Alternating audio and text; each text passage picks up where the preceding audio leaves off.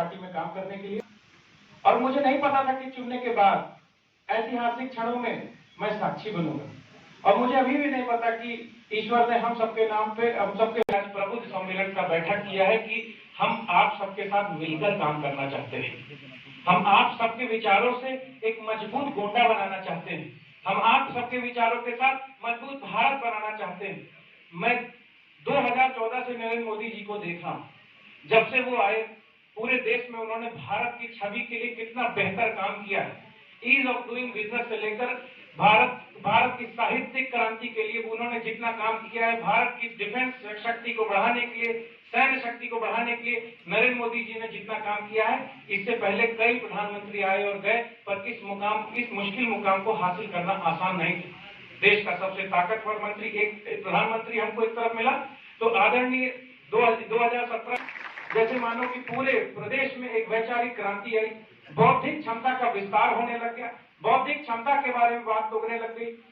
आपस में जात धर्म के नाम पर जो लड़ाइयां होती थी उसमें विराम लगा। मैं तो बहुत दावे के साथ कहता हूं, मैं आदरणीय सांसद जी, मैं आपको बताना चाहता हूं कि जिस नगर में हम लोग अभी यहाँ पर कार्यक्रम कर रहे हैं, 17 साल से प्रत्येक वर्ष दंगे हुए, पर आपका मैं आशीर्वाद चाहता हूं कि आप लोग के आशीर्वाद से और नरेंद्र मोदी जी और योगी जी के बल से पिछले 4 साल में किसी युवक ने ईंटा लेकर भी दूसरी तरफ देखने का काम नहीं किया। और अन्य 4 महीने की भी गारंटी मैं ले सकता हूं कि इस 5 साल दंगे का दाग हमारी सरकार पर नहीं लगने दिया जाएगा। इसलिए प्रबुद्ध सम्मेलन की जरूरत पड़ी। बिल्कुल मैं अभी जानता हूं कि हमारे माननीय सांसद जी राष्ट्रीय स्तर का मुद्दा रखेंगे, प्रदेश स्तर का मुद्दा रखेंगे, तो इसलिए मैंने कहा कि इस मंच का सदुपयोग करते हुए मैं इस प्रबुद्ध सम्मेलन के सामने एक ये क्रांति उपवन का एक मैं पेशकश करूं। मैं चाहता हूं कि आप लोग इसके बारे में देखिए, जिसको आप लोग को बुकलेट दी है। कईयों को इसके महत्व के बारे में जानना चाहिए। गोंडा जिले के इतिहास के बारे में बहुत कम पढ़ा लिखा गया है और बहुत कम कहा गया है। गोंडा जिले के बारे में लोगों की धारणा थी कि यहाँ के लोग जवान के गड़बड़ है और लोग यहाँ पर मार पिटाई जल्दी कर लेते हैं। जब बस्ती गोंडा से, जब गोरखपुर से जब ट्रेन यहाँ गुजरती है तो लोग कुछ बात करते थे कि हम लोग झगड़ालू बहुत होते हैं, हमारे यहाँ की रिश्तों में भी फर्क पड़ने लगते हैं, हम लोग दामाद का सम्मान नहीं करते, बहुत सारी भ्रांतियां हैं। पर अगर हम लोग ये प्रबुद्ध सम्मेलन 2-4 हजार साल पहले भी कर रहे होते तो देश के सबसे बड़े धरोहर भी इस स्टेडियम में, इस प्रांगण में बैठे होते। महाकवि तुलसीदास गोंडा जन्म लिए, महान पतंजलि गोंडा जन्म लिए थे, चवर मुनि गोंडा जन्म लिए थे, मेरी विधानसभा में उनका क्षेत्र पड़ता है, गोंडा जन्म लिए थे। अगर हम जिस युग में सम्मेलन करते प्रबुद्ध वर्ग का, उस युग में भारत को कुछ न कुछ देने वाला हमारे यहाँ बैठा होता। और आज 2021 में मैं आप लोग के साथ प्रबुद्ध सम्मेलन कर रहा हूं, तो प्लीज उस भावना को, उस गरिमा को समझिए कि हम लोग बहुत बड़ी चीज को टच करना चाहते हैं। कहते हैं कि इतिहास में अगर हम लोगों ने महापुरुषों के बारे में, अगर हम महापुरुषों के बारे में पढ़ते हैं, उनकी जीवनी को पढ़ते हैं, तो हमें ऊर्जा मिलती, ये सत्य है। और अगर किसी महापुरुष को श्रद्धांजलि देते हैं, उनके लिए कुछ करते हैं, उनको याद करते हैं, तो आशीर्वाद मिलता है। इस आशीर्वाद के स्वरूप हमने पूरे भारतवर्ष में 1857 की क्रांति मनाई जाती। 1857 की क्रांति के गोंडा में एंट्री करते ही एक क्रांति उपवन की स्थापना, मेरे पास हिस्ट्री में रिकॉर्ड्स है। मैंने देखा कि हमारे यहाँ के गोंडा के शूरवीर पूरे भारत में अंग्रेजों से आखिरी लड़ाई लड़े थे। आप लोग में से कई लोग को ये देख के समझ में आता है कि अगर लखनऊ जाएंगे तो घाघरा 1 किलोमीटर की। अब सोचिए, अगर अंग्रेज छावनी उस तरफ बनाए हैं तो हमारे पास प्राकृतिक बैरियर घाघरा का, कोई भी अगर नाव से अंग्रेज आने की कोशिश करता था तो आपके पूर्वज उसको तोप से उड़ा दिया करते थे। हम इतने मजबूत थे। 19 रियासतें, 22 रियासतों का ये टापू नुमा, ये घाघरा का पार का जो क्षेत्र था, ये पूरे भारत में नहीं, पूरे दुनिया में सबसे संपन्न इलाकों में था। और मैंने इस बुकलेट में और आगामी किताबों में उसका भी रेफरेंस दिया है। एओ यूम से लेकर मैं लॉर्ड कॉर्नवेल, जिनका अंग्रेजों का नाम ले लीजिए, सब यहाँ पर आके जब गए थे तो उन्होंने माना था कि हमारे क्षेत्र की जो खेती होती है पूरे भारत में होती, कहीं खेती नहीं होती। उन्होंने कहा था कि ग्रीस और एथेंस के टक्कर में यहाँ की खेती है। और इस सब के रिकॉर्ड हम निकाल कर अपने यहाँ की आने वाली पीढ़ियों को हम दिखाना चाहते हैं। कि आज से 200 साल पहले मेरे पास दुनिया में सबसे मजबूत खेती थी, आज से 2000 साल पहले मेरे पास दुनिया के सबसे प्रबुद्ध लोगों की गिनती थी। हमने कहीं खोया नहीं। अभी अगर आप अपने मोबाइल में गूगल में गोंडा टाइप करिए, इमेज टाइप करिए, तो आपको एक फोटो रेलवे स्टेशन गोंडा की दिखाई देगी जिसमें हिंदी और उर्दू में गोंडा लिखा हुआ है। नहीं हो तो चेक करके देख लीजिए। ये प्रभु सम्मेलन में मुझे ये बात बताते हुए बहुत बहुत हर्ष हो रहा है। मैं बहुत खुशी महसूस कर रहा हूँ कि मैंने अपने उन पूर्वजों को भी सम्मान दिया है और इस गोंडा को योगी जी के आशीर्वाद से एक मॉन्यूमेंट देने का हम लोग काम कर रहे हैं कि आज से 1 साल बाद जब हम लोग कभी ऐसे किसी मीटिंग में बैठे होंगे तो हो सकता है पीछे इस मॉन्यूमेंट का चर्चा हो। हमारे यहाँ जो 1857 की क्रांति में राजा देवी बख्श जी ने जो बलिदान दिया, उनके साथ जो 22 रियासतों ने जो संघर्ष किया, उसके बारे में बच्चे को हम ज्ञान देंगे कि अगर रानी लक्ष्मीबाई सीबीएसई में पढ़ाई जाती है तो हमारे यहाँ के भी बारे में, हमारे यहाँ के हीरो के बारे में, चरित्र के बारे में हम अपने बच्चों को बताएं। कहते हैं कि हमारे अंदर हमारे पूर्वजों की असीमित क्षमता छुपी होती, हो सकता है पिता की हो सकता है दादा की छुपी हो सकता है नाना की छुपी हो, और उनके भी 3 पीढ़ी 4 पीढ़ी 100 पीढ़ी जाकर हम उनका ज्ञान अर्जित कर सकते हैं। तो अगर हमारे ही पीढ़ी में क्रांति, हमारे ही अपने रगों में क्रांतिकारी का खून दौड़ रहा है, तो क्यों ना हम प्रबुद्ध सम्मेलन बैठ के इस बात की चिंता करें कि कैसे गोंडा की ख्याति, कैसे गोंडा की छवि को आगे बढ़ाएं। मैं माननीय सांसद जी, आपको मैं गर्व के साथ बताना चाहता हूं कि कोरोना काल के दौरान गोंडा में सभी लोगों ने बहुत मन लगाकर हमारे यहाँ इमरजेंसी सर्विसेज में काम किया।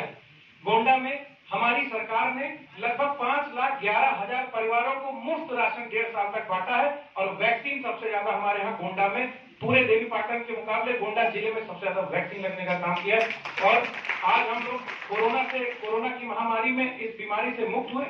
हम लोगों ने अच्छा परफॉर्मेंस वैक्सीन में दिया। हम लोगों ने प्रवासी मजदूर, हमारे यहाँ मुरादाबाद तक के मजदूर यहाँ रेलवे से उतारे जाते थे, हम लोग जाकर उनको रिसीव करते थे। भारतीय जनता पार्टी के कार्यकर्ता हमारे साथ मिलकर, सब लोग मिलकर यहाँ पर टीम लगाए थे। कई जिला है, यही लोग हैं, यही पद है, यही प्रतिष्ठा है। आज हम लोग लगभग 5 लाख लोगों को अनाज बांट रहे हैं। आज हमारा अनाज बांग्लादेश नहीं जा रहा है, आज हमारा अनाज सीधे सीधे किसी के चूल्हे पे चल रहा है। और इसलिए मोदी सरकार को और योगी सरकार को लोग कोटि कोटि आशीर्वाद देते हैं। आज हमारे यहाँ संप्रदाय, धर्म, भोजन, स्वास्थ्य, इन सब की व्यवस्था में सरकार ने बहुत अच्छा काम किया है। महोदय, मैं आपको बताना चाहता हूँ कि मेरा ये क्षेत्र पूरे देवी पाटन मंडल है। अगर इस तरह चलते रहे तो ऐसा भी दिन आ सकता है कि भारत में सबसे ज्यादा आबादी हमारे आपके एरिया में हो। पर जब इसका कारण निकाला गया कि इसका सबसे बड़ा कारण क्या है, तो लोग यह कारण मानते हैं कि अगर उनके 6-7 बच्चा नहीं हुआ तो एक आध बच्चा बचपो नहीं करेगा, विरासत आगे नहीं बढ़ेगी। ये इस भावना को समझते हुए अगर योगी जी ने मेडिकल कॉलेज दिए, हमारे यहाँ शिक्षण संस्थान बने, माइक्रोसॉफ्ट फाउंडेशन के साथ 300 बेड का अस्पताल हमको कोविड के दौरान मिला, इतनी बढ़िया स्थिति कंट्रोल हुई।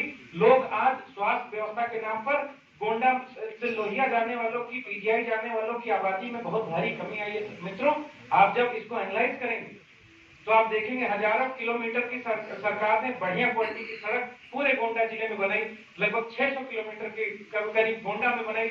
इंदिरा गांधी जी के बाद पहला फ्लाईओवर नरेंद्र मोदी जी ने हमारे यहाँ मिस रोडे क्रॉसिंग के ऊपर दिया। हमारे नगर को अभी अंग्रेजों के बाद जब ये नगर बसाया गया तो उसके बाद से आज तक विस्तार नहीं हुआ।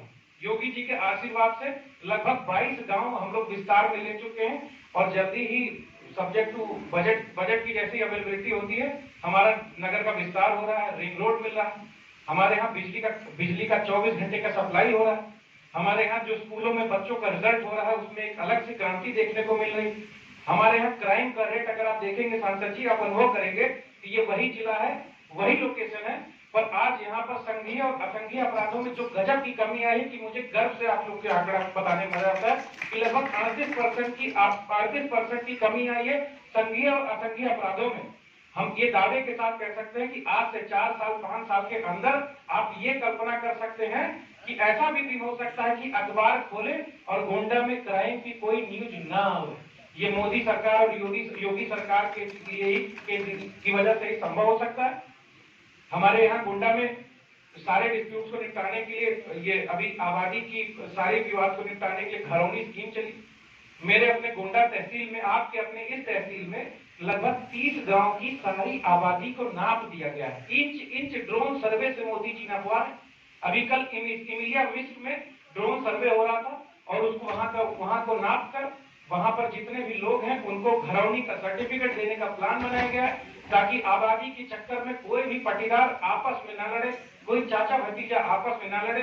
तो ये मेरी सरकार का ये बौद्धिक क्षमता है और इस बौद्धिक क्षमता से मैं प्रबुद्ध वर्ग को गोंडा के जोड़ना चाहता हूँ।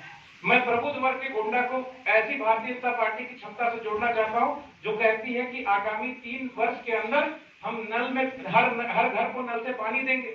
महोदय, अभी पिछली सरकार के भारतीय जनता पार्टी की सरकार थी, आप लोग केंद्र में थे, आप लोगों ने स्टेट में जब टेंडर करवाए तो समाजवादी पार्टी के चेलों ने ऐसे ऐसे टंकियां लगाई, ऐसे ऐसे कनेक्शन लगाए कि वो आज तक चल नहीं रहे। फलस्वरूप मित्रों, मोदी सरकार ने सीधे केंद्र से ही 357 टंकियों के टेंडर किए हैं जो L&T को दिए गए हैं कि एक बड़ी कंपनी आकर हम लोग को अच्छा क्वालिटी का काम देगी। जो हाईवे और एयरपोर्ट बनाती थी मित्रों, आज वो आपके यहाँ पानी की टंकी बना रही है और तब हमने लक्ष्य लिया कि 3 वर्ष के अंदर हम लोग हर घर में नल देने जा रहे हैं। मैं आप सबका आशीर्वाद चाहता हूँ, मैं माननीय सांसद जी को धन्यवाद देना चाहता हूँ और मैं सहृदय कृतज्ञता ज्ञापित करना चाहता हूँ कि आप गोंडा आए हैं, आप अच्छा इंप्रेशन लेके जाइए। जैसा गोंडा आप पहले हम लोग को देके गए थे उससे बहुत परिवर्तन है और मैं ये वादा करता हूं कि यही योगी जी, यही मोदी जी ऐसे ही बने रहे तो मैं इस गोंडा की स्थिति को आपको और बेहतर, अन्य कुछ आने वाले वर्षों में मैं और बेहतर से भी बेहतर करके दिखाऊंगा। हम ये मानते हैं कि हमारे नगर की लड़ाई प्रदेश में पहले और दूसरे नगर से क्यों नहीं हो सकती। हम देश के सबसे आखिरी जब मैं विधायक बने, जब योगी जी सीएम बने, सर्वे में गोंडा नगर देश का सबसे आखिरी पायदान पर शहर था गंदगी में। मुझे बहुत अपसेट था, मेरे सारे रिश्तेदार मजाक उड़ाते थे, मेरे सारे दोस्त मजाक उड़ाते थे, पर एक रोमांच की अनुभूति मैंने की, संकल्प की अनुभूति मैंने की और हम लोगों ने सभी भारतीय जनता पार्टी ने यही हमारे विशाल अग्रवाल है, हमारे सब दोस्त लोग सभासद, यही कश्यप जी, सब लोग मिलकर वार्डों में सफाई कराकर इतना अच्छा मेहनत किए कि आशीर्वाद दीजिए मित्रों, उत्तर प्रदेश में तीसरे नंबर पे सबसे साफ शहर है आपका। अरे भारतीय जनता पार्टी के वजह से हुआ। और जबकि हमारे यहाँ सरकार भी नगर पालिका में हमारी नहीं, हम लोगों ने बहुत सह के अपना काम निकाला है कैसे कैसे जाने। मैं आपको सबको धन्यवाद करता हूँ और प्रबुद्ध वर्ग से मैं ये निवेदन करता हूँ कि